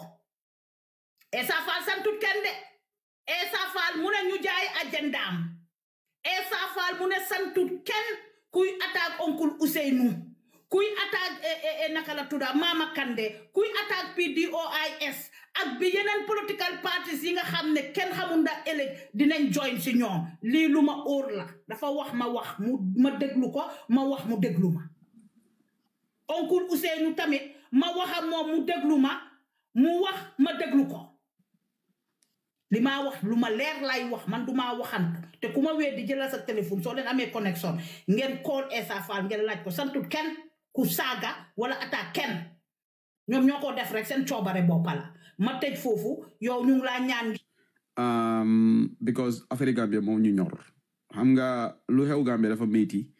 after all the hard struggle Tukulóor is here, Juka is here, we went through thick and thin to liberate Gambia. Some people lost their lives. December 30th, understand about comrades. People went to jail for that country. So that's why yes, Degala, Barrow came from UDP. But kan more ham elek, yaw Papa, Punhamne Barrow would turn out to be this evil person if we had known probably Ajara to Yamsek, they could on support in his candidacy. Why? Just not fee, yep. Lega nga olu nit at a personal friend level nga fight alko. That person turns out to be a different person. So this is our scenario with UDP, with Barrow. He came from us. We thought he was a good guy because Lola Kanabi Bobola you warn the whole Gambia. Everybody thought Barrow was humble. We say, hey, Glegi Gambia, I'm a very humble president. In 2016, most except my mom, Key. Except my mom, Sehu.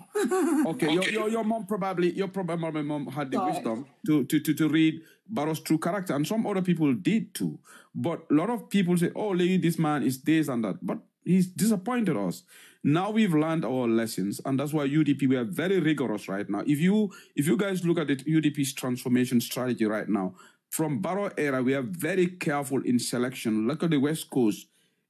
Why did we select Yankuba Dabo?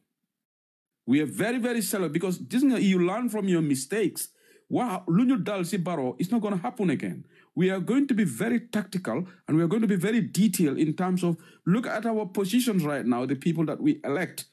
and the people that we since the issue with Barrow, UDP Jangalan look bari Safari Barrow. Even with our MPs, we don't give them breathing space right now because we were thinking that when those 8 MPs disappointed us, we learn. Look at our National Assembly members, the way we interact them. UDP, we are going through a transformation. You know, sometimes something has to happen to you for you to learn from it. Low situation battle. So what I'm saying to the guys, Sobeya, and let me also be honest here, because you know what, not everybody in Sobeya acts this way. There are some elements in Sobeya who don't even want this brouhaha. I have to be fair. I've heard some of their people saying that, no, let's focus on Barrow. Let's focus on Barrow. But there are few elements there. Whatever their agenda is, I'm not saying whether they are agent provocateurs of Adama Barrow, but who knows? Because they always go there and they want to bring back this brouhaha. There's some elements within them. But they are good. There are people among them who definitely, I have heard them speak, no, our agenda should be Barrow. We shouldn't be talking. Because Nikki, so don't generalize. It's not all of them, but it's just certain elements. But ESA also could do like Uncle Alaji Ousainou Darboe did at our Congress. He categorically told us, UDP supporters, let's not go after any opposition. I think if ESA also makes that public statement, probably it could calm down the situation. I'm not saying that he should, but it will be well if all opposition leaders speak in the same way. Like our party leader addressed us during our Congress. He said it in very strong terms that none of these opposition leaders is a problem for UDP. Our problem is Adama Barrow. Let's focus on him. Probably if in next interview, if ESA can make those statements, it's going to help us because this has been going on for 6 months now. And I have seen some of our supporters here saying enough is enough. People are beginning to lose patience. We cannot come here. We don't have problem with GDC. Just be patient. Wow. I think, we don't have problem with GDC. You don't have problem with GDC. What I would advise, if you think you have popularity in Gambia, the way to prove your popularity is through elections. I said we have a by-election in LRR. Devote your energy, put up a candidate in LRR by-election, Masembe Ward, Councillor, book a help. Oh, this is Councillor, for them. If you want to rule that country, whether Palasby is in Basse or Koina, then what are interest? It's not only number 1 Marina Parade. Go and put a candidate there. And if you win that seat, then you want this person now has the momentum. But momentum is not just lament. Prove it in the by-election. I have said it to them today. No, but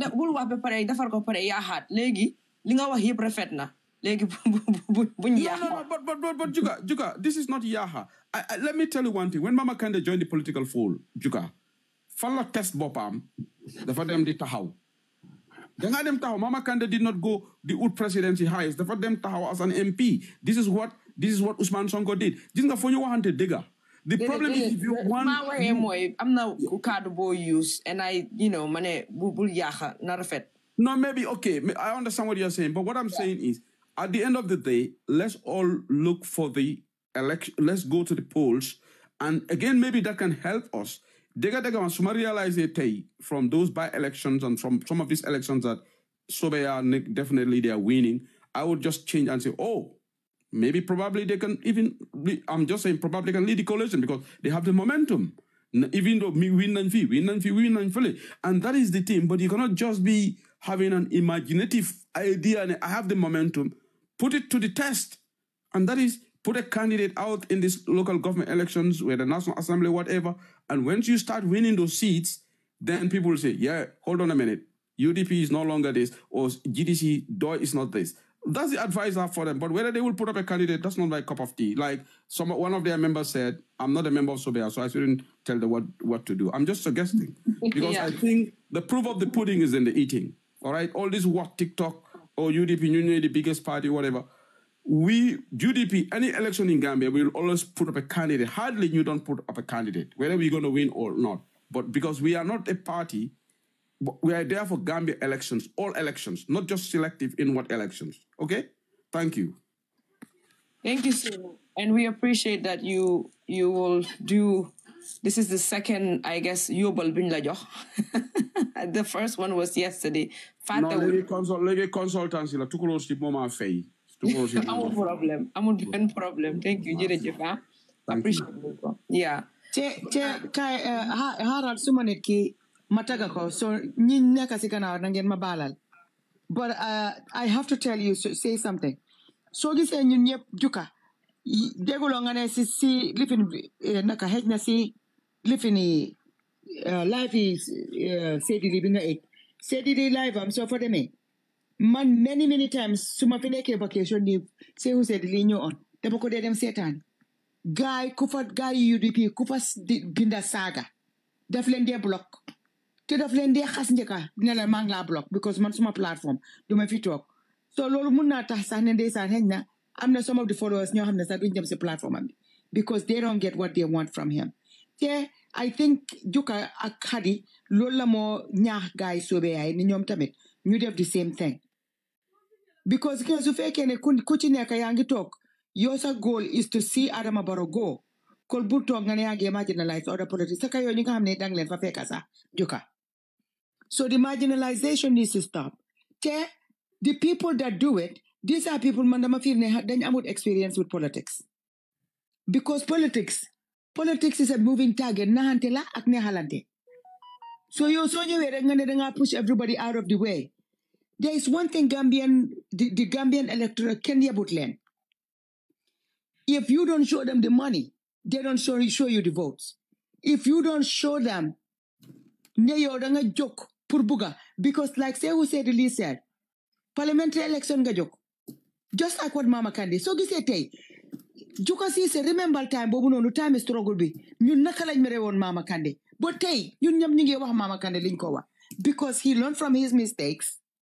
and he corrected it today we're sitting here ñu ko taga te to be honest with you man I like Essa te lately bi mu demee kër Fatou man gis nga ba ma dama dem sa ba ma bina ko suma wol bi so say ñu ne san dimbolomba ni me may kanam ma yéen mi nekk di tooñ gaa UDP xam leen ñi xeexkat lañ na de bàyyi leen UDP ñu dem seen yoon ñi dañ xamul ñi tooñ UDP dañ xamul yellow fever lañ suñ la taayoo dinañ la faj ba nga dee doo wér you know why Hadi keroog ba kii nekkee si kër Fatou SNX waa UDP ñoo nekk foofu di ko taacul yow so loolu rek war naa tax team soobee yaa sax ñoom ñoo xam ne gars yi du suñ lifin te I will tell you something one thing I can attest to right now gis nga kii docteur ki ndee ooyee docteur te bu ndee ñëw suñ plateforme bi dooloon mi sa gis kooku di saagante nit ñi Essa Faal am na people on his team ñoo xam ne niñ leen yaree ñooñu duñ toog di saagante you guys know who I'm talking about Dr. Ta koko yaayam yarewu ko saaga so na ngeen bàyyi seen xel rek yéen mi nekk soobee yéen mi nekk di seetaan BMG right now def leen danka ngeen xam ne Gambia bi nekkul main major supporters yi waaye xëy na léegi da nga gis supporters yi nga xam ne like you know xëy na like you said amuñ lifin experience si politique bi wala si struggle ñoom ñoo ñëw rek songa mbir mi the wrong way with guy yi te wax dëgg yàlla ñoom mun nañoo jaay seen agenda ba mu jeex te duñ si tudda UDP duñ si tudda doy kii oncle Halifa duñ tudda ñooñu noonu yëpp and even if they had something to say there are a lot of good things that they could even say about those people reference those people loolu du la wàññi dara dafa yokk yow si sa caractère yow soo taxawee nga wax sa baaxi morom sa caractère la moo yokk understand na nag si politique la gaa yi nekk xëy na ñoom dinañ foog ne suñ defee the opposite moo la ñëw isil liñ bugga waaye déedéet loolu actually dina put a bitter taste in a lot of people's mouth so gaa yi nañ duggee ndanka ñu def ndanka surtout ñi nga xam ne waxuma kilifa yi ak ñi fa nekk waaye surtout ñi nga xam ne xale yi la like please focus leen si agenda bi ngeen focus si Adama Barrow ngeen focus si su Essa ñëwoon lan ak lan la nar a def ak lan ak lan la mun a def foog naa loolu soo leen continuer di ko jaay loolu mënoon a gis gën a isil ay nit dan ngeen a dis the other side loolu du leen yóbbu fenn loolu la te Juka nga xam ne ñooy mag ma raat fii tukulóor ñi nga xam ne ñooy mag ñoom ñoo tax ñuy wax parce que ñi nekk ñi nga xam ne they are younger or whatever ñi nga xam ne dañ si politique bi they may not even be young in age but just in political maturity right they're not going to listen to me they're not going to listen to any of us they're not going to listen to Sehu Sedeli but hopefully they will listen to the grown-ups so grown-ups si suñ toogee o ñi nga xam ne yàgg nañ si politique bi te xam nañ ne li ñoo wax dëgg la suñ toogee ñu gis yu mel noonu message al borom si ron ne ko fi nga ko teg bàyyil bindal si suuf nga ne li nga def bàyyi ko barki de moo njaay laa dugga si life nit keneen gaay gis sobe yaay ñu ngi si suuf di ma kari ko ca waaye man dama lañ faalewut man dama blende suma yaram bi waaye mun nañ koo def keneen kooku loolu naxadi leen yaa ngay gis affaire bi gën a escalate mooy gaay UDP because ñoom suñ commencé ñoom tam duñ dee bàyyi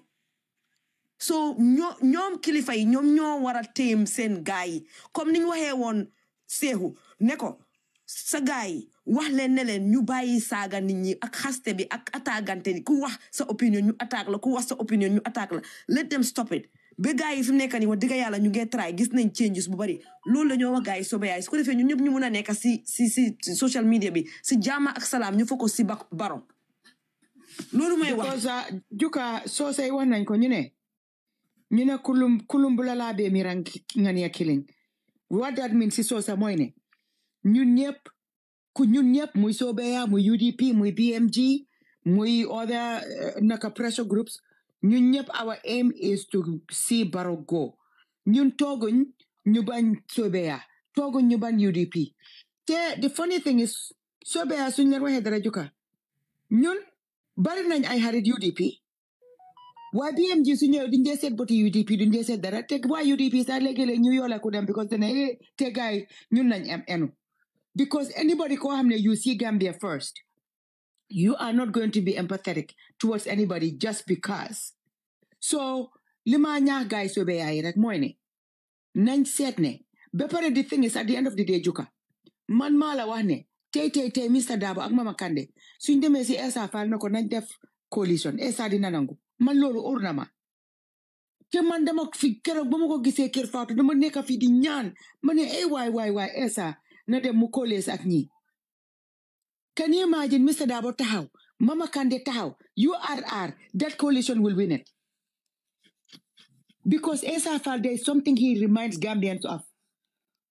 TRRC lim fa doon def su taxawee lu mu wax te gis nga soo ko seetloo bam ñëwee kër Fatou everything he said was factual yow la na tax gaay Barrow yi nga xam ne ku ñëw ñu saaga la xas la anything they said about Essa was falling flat after that kër Fatou interview so soobee na ngeen xam ne ñun ñëpp because man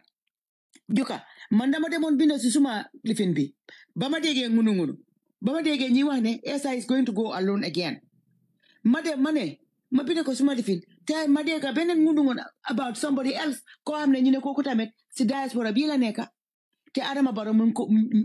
ko groom so I heard those two stories at the same time ma bind ma ne politics in the Gambia shouldn't be seasonal you should be on the ground you can right before you know it param ñu ngi maa boole si Essa te man jóguma pour ne dama has Essa li ma óor knowing the political terrain in the Gambia I was born in politics mind you I know Gambian politics so it's dañ war a stop yooyu ku wax dara rek ñu dem ñu ŋàññala ne yow enemy of state bi nga ñeneen ñi sax di la tongo be duñ ci laalante man some of those people in Sobeya these are people ñoo xam ne I was very close to them te duñ dee laal suma saay sax léegi so bés buñ toogee bés Sobeya dem am coalition ak naka raati bem def coalition guess who is going to be at front and center trying to help them win du ñun Yeah, raise funds. So do ñun. So léegi those people te xam nga man suma déggee start bi. Those people su ñëwee de dama leen ne fi nga ma fi toogoo. Déedéet bàyyil. Man Paul laa de. Man xati mooy suma yaay. Toog leen foofu. yëpp dina baax na gaa yi chill rek ñun ñëpp ñoo nekk si benn gaal gi di dem si benn place bi na gaa yi chill rek loolu rek la ñoo ñaan xam nañ ne ñu ngi déglu you know lii yëpp Barrow la moo benefit gis ngeen démba bañ waxee wax ba si ending bi ñun ñëpp ñu xaw a d'accord si ñëpp xam li ñoo wax mooy su gaa yi defatee formatee coalition right now ba am a leader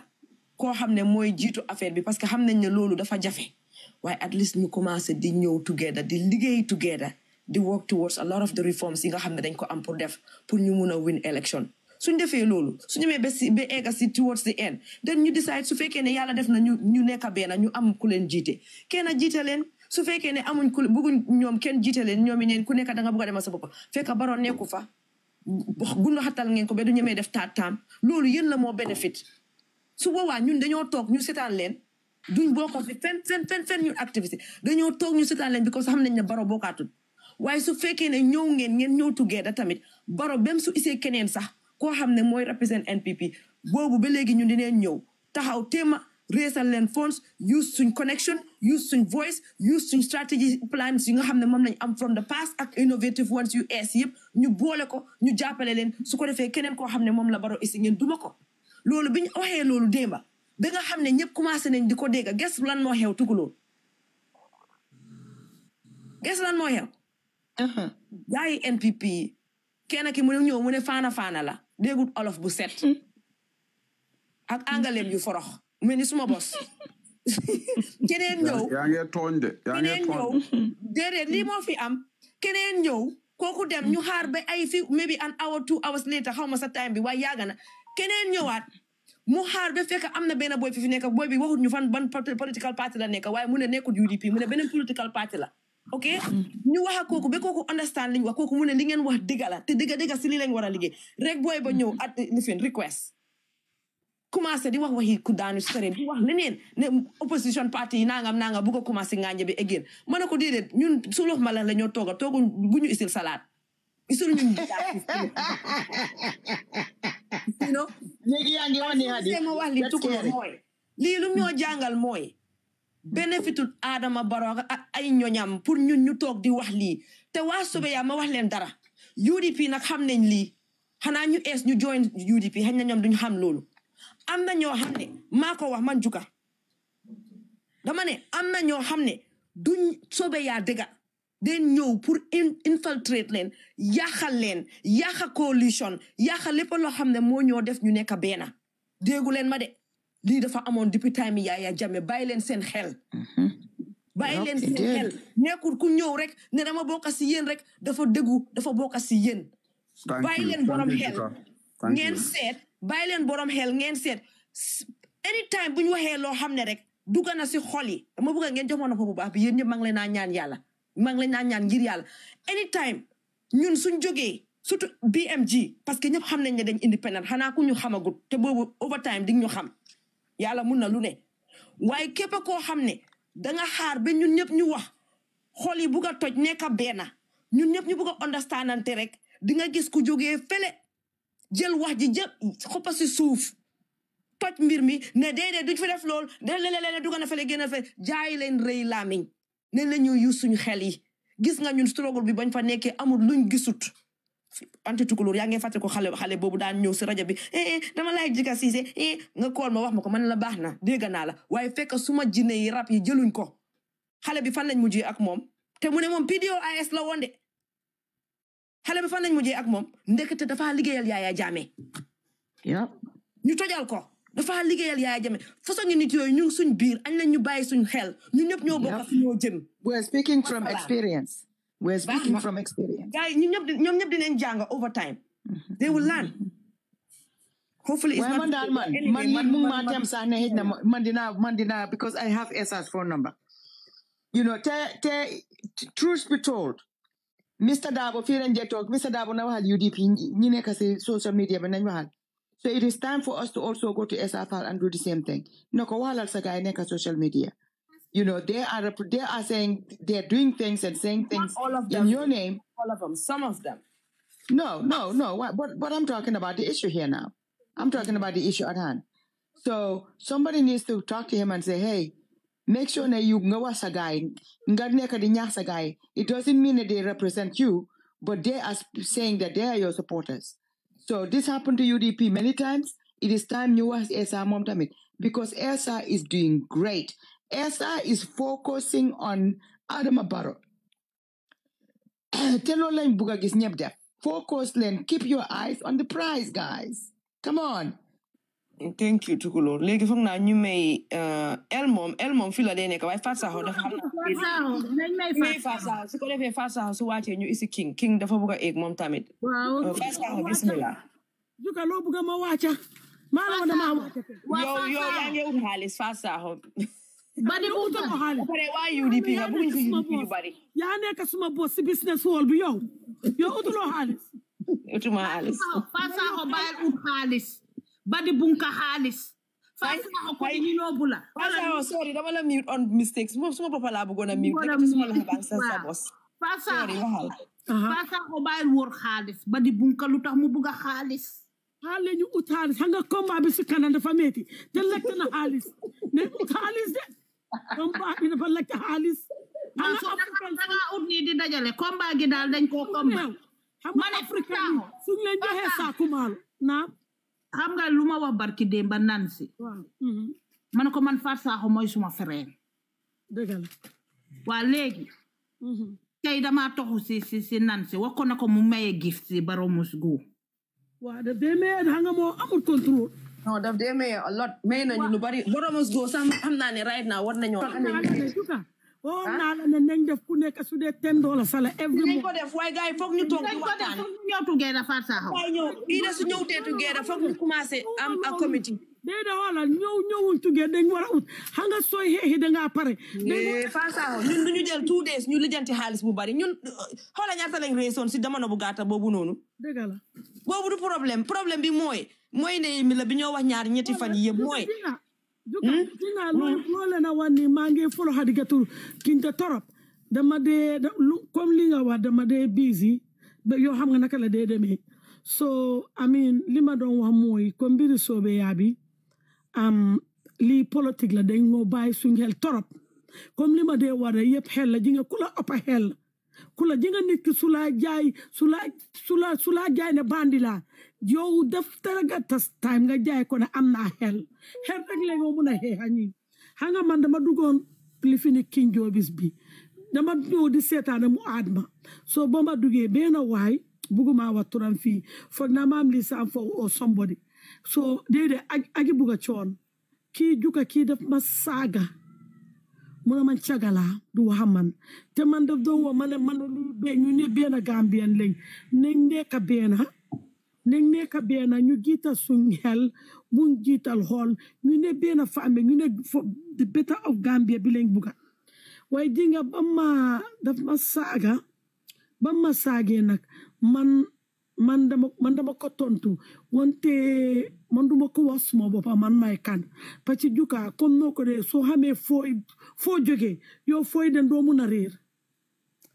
parce que man lim ma oo man duma mun a nekk loolu parce que juka man suma papa def ma yar fu ma war a juree kooku xam na yow li nga def si struggle bi si xaalis xam na ko ko doon saaga waaye xam nga lu yow sax lim ma saaga sax duma naxar parce que xam nga juka yow ku la buggee ooyee tur bu bon noonu yow xam nga ne yow sa papa sa kilifa family value bu mu def si yow yéene den koo siixlu def ko pour sa family name te seetaane amewu ko doole yéene yi dañ dee jomba sa bopp man woo ma waaye ji nga bang dama kool soobee yaa boolee ko gaay ba ma koolee gaay wax ko gaay waaye xam nga li ma jaaxal mooy ñi nga xam ne ñoom ñooy soobee yaa si boppa nga xam ne soo xaree seen deret yi ñoom ñoo faa ñooñu mënuñoo bàyyi soobee yaa kenn wan na ma ne after kooku 3 days mu koon ma di ma ne naka nga daay geesee lii waaye xam nga ki ma saaga kooku noonu time TRRC moo tax dañoo bàyyi comme li nga wax rek buñ nangu gaay distract ñu xam nga yow lay doole rek am na ñoo xam ne dañoo ñëw bokka ñooñu doon bokkuñ si parti boobu de ñooñu dem ñoo pour destroy Essa Faal xam nga lu tax ma wax lii ci ma saaga kooku tiyaaraati every day la dee dafa la Essa Faal vidéo saaga mu ngi ko saagu nekk si bug bi ok léegi suspect naa saaga bu ko saaga nekku si bug bi soo bam juddoo fa mu pare yow man juka saaga nit ki amu everyday su defee su tiyaaraat si pare rek yow nga def vidéo kooku noonu di ko saaga yow nga pare nga ne foofu nga bokka juka loolu dafa tey xel soo yow nga ne baax na saaga pour ñi ngi jóg di saaga kooku noonu man Essa Faal xaw ma ko de musuma wax amoon waaye Essa Faal system is a family ak ñun soo ba ma ko waxee mun na ma ne ki laa saaga xamula mun na ma xamula su la xamoon du la saaga wante loolu yëpp important nu de parce que fii ay kilifa yi nga xam ne dañ déeyal dëkk bi ñaaka lu nekk dëkk bi ñun leen a saaga soo who am I pour dooma saaga waaye warut hopefully daal am na sax kenn ku nekk suma sista la moom tamit maa ngi gis mu ngi request nañ la jël hopefully daal dinañ waxalante parce que comme ñun niñ la ñoo ooyee di leen waxal pour ngeen waxal gaay UDP not yéen main supporters yi or executive bi waaye xale yi surrogate si xam nga so hopefully ñoom tam dinañ waxal seen gaay yéenay jaru ko waaye thank you Fatou Sakho xam naa si kanam nga ñëwaat soo jaayee ba si kanam dugala ma jël ma xaalis rek man ma ne jël ñu yónnee ñu xaalis man ba defuñ ko bu groupe ma ne 1 minute xam nga ok jëlal sa 1 minute bi kon waaw xam nga lu dee xew am fii ñi ngi dañoo ñëw sa inbox bi saaga la bi te ñu provoque la dafa mel ni juka xam nga politique juka buga moomee ti juka ji nga politique soo drowne si politique special passing juka ñu saaga xam nga liñ dee waa UDP ma wax ko tey mu leer waa UDP dañoo saaga ñu bàyyi du ñu ne duñu dee meeti wante suñ saagee Ousainou Darboe day mel ne da nga jël yaapi ñi ngi xar fa def fa kaani xam nga buga moo meeti de ji nga UDP dafa mel ni ma wax leen tey ngeen xam ko mu leer ji nga Baye Fall nun toppee Serigne Touba UDP am na ñoo xam ne noonu lañ toppee Ousainou Darboe jaral na leen lu nekk jaral ñu liggéey Fatou Sakho suma cousin bi nekk Gunjur waaw dafa am mënuma remember la neex woon boobu tamit Mr Darboe lañ saagoon dafa mer mu ne ma Hawa te jàngut de she never went to school why she was so upset mu ne ma Hawa ni en tot bulo mu ne si soose mu ne ma Awa man soo dogee sumay lifin bi deret gi génne yelo la gis nga keroog laa xam ne dëgg xam nga she said that she was upset and I couldn't laugh but after we hung up ba ne dëgg no léegi understand naa te Aïssatou is like she's laid back waaye keroog she was mu ne yentol buloo kunt yelo mi kaboje is yellow ak Gambia Fatou sa 2 minutes jeex na Fatou kii passé 5 non juka yéen fiyaawule man duma dee teel a ñëw soo yéen tamit ba gis nga ko ma ne Fatou Sakho suma gan nga waxal lu la neex léegi may ne Fatou Sakho suma gan nga waxal lu la neex ma ne tukulóor yoo ñu jaama dafa 1 minute Fatou Sakho tablet ngeen yónnee Fatou Sakho suma gan nga waxal lu la neex Fatou Sakho tukulóor anti tukulóor moo la stop moo la break wax ko mu bàyyi la nga mun a continuer xam nga juka li ma wax juka jiga man élection bu nekk campagne bu nekk dama dee dem Gambia waaye juka Adama Barrow ak ñi nga xam ne xeeta nañ pour Gambia parce que ñooñu seen dëkk bi lañ xeet juka nañ sant yàlla jiga juka musuma gis loolu laaj ko Kola MC Champ Junior su fi kii nekkee kii naka la tuddaati collègue bi kii neene na ko laaj ñu ñoo fa nekkoon jiga juka bés boobu noonu te ne Gambia woodu fa am man na ma gis ne yàlla tur bés boobu la Ousainou Darboe taxaw seedi kanam seedi lim fi laaj ko mu ne diaspora ñi ñëw si élection bi mu ne soo leen mu ne change seen ticket man si saal bi mu ne change leen seen ticket bi ngeen deelu man guddi soo sulaa change suma ticket bi juka mu ne change leen seen ticket ngeen bi ko juka keroog bés boobu noonu moom moo ne ñi ngi ne bu kenn fitna bàyyi leen buguma doomi jaambur dem si biti ñu dee keroog laa mere paabo bi ko keroog leen waroon a stop Adama Barrow Ousseynou Dabo moo rey spirit nga bés boobu noonu soo ne génn leen non keroog la Adama Barrow yoo xam ne lu nekk dëggal wante leena laa fee wa mu garanti fii ngeen xam ko man nag man kenn ma ñeeñu ma man kenn ma ragaloo dem Gambia bii moom su soobee yàlla koppul moom dinaa de kenn mënu maa stop Adama lu mu def 2021 su ko buggee def 2026 dëkk boobu noonu dafa nekk ñaar man maa leen ko wax bindal leen ko loolu kenn du ko nangu